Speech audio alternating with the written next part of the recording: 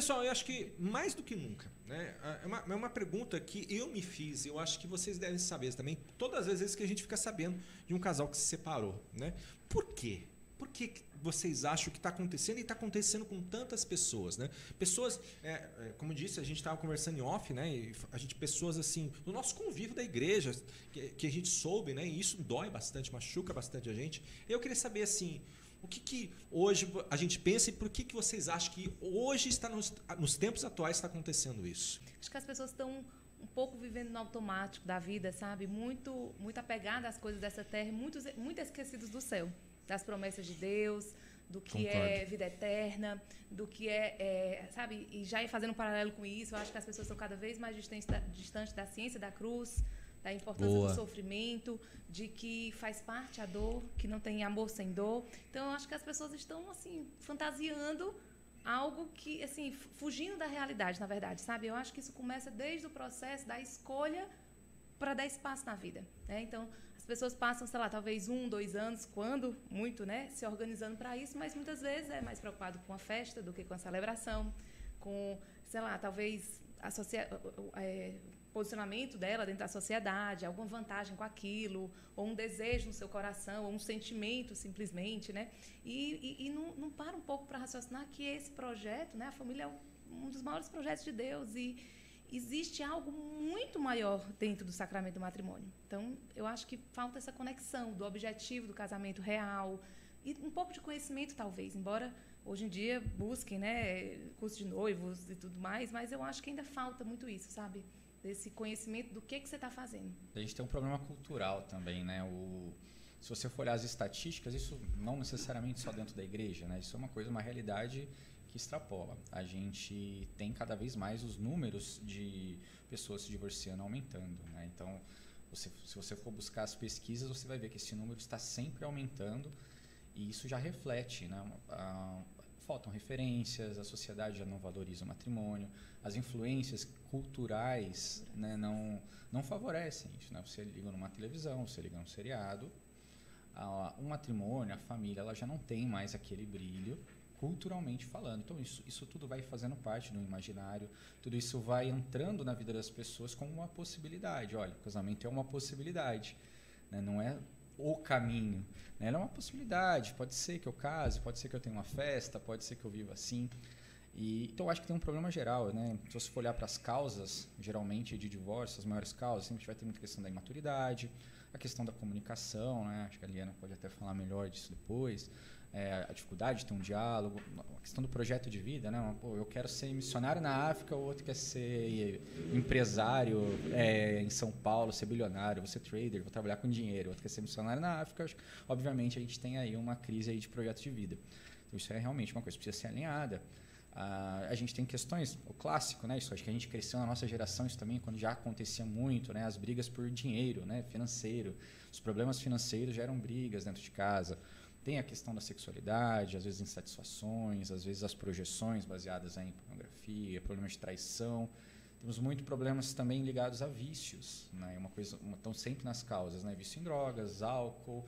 Hoje a gente está tendo um problema crescente de apostas. Já chegou casos para mim assim, relacionados a apostas. Então a gente tem essas plataformas de apostas. Tem muitos maridos viciados em aposta, perdendo o dinheiro da família.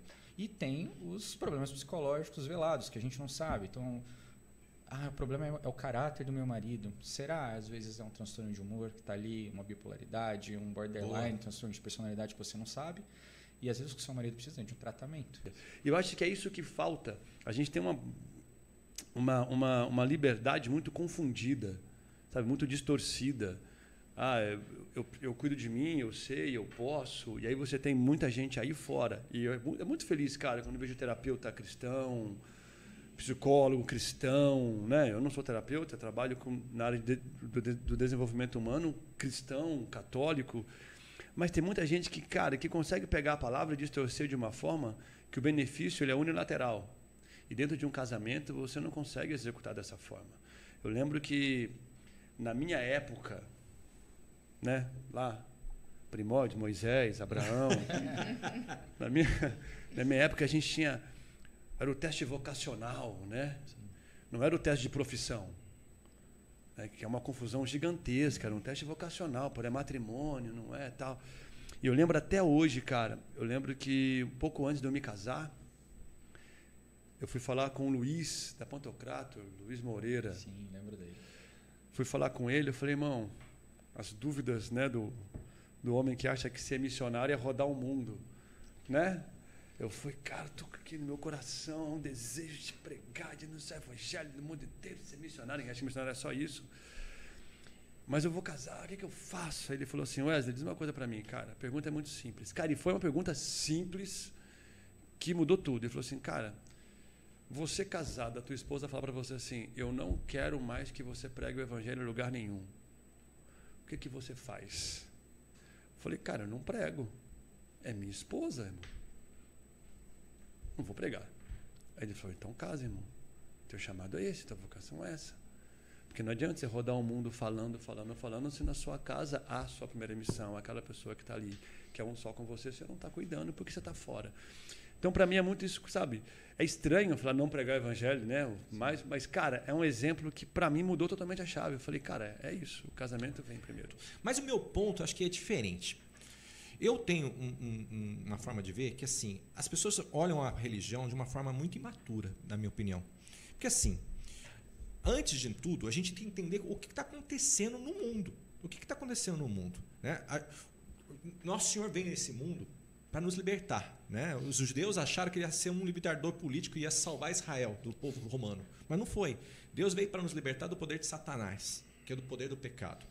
Existe uma engenharia social hoje que luta contra o matrimônio. E é importante a gente saber disso. E é importante a gente entender essas coisas e falar assim, pô, tem alguém tentando destruir o meu casamento. E de fato tem.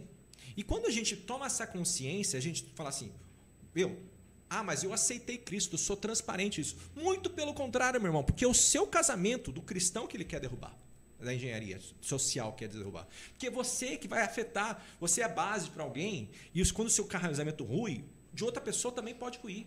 Pô, se ela separou, eu também posso. Também tem isso. Então, as pessoas olham a religião de uma forma meio sentimento, a religião, as coisas de Deus de uma forma assim, e não estuda, não dificulta.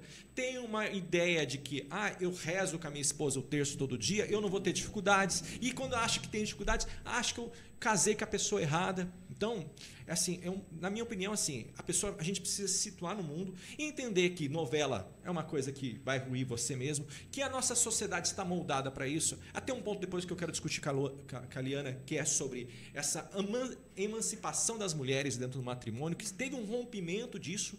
A mulher deixou de ser a parceira do homem para competir com ele, né? Que o mercado de trabalho colocou isso também. Então tem todo um sistema querendo nos destruir nesse sentido.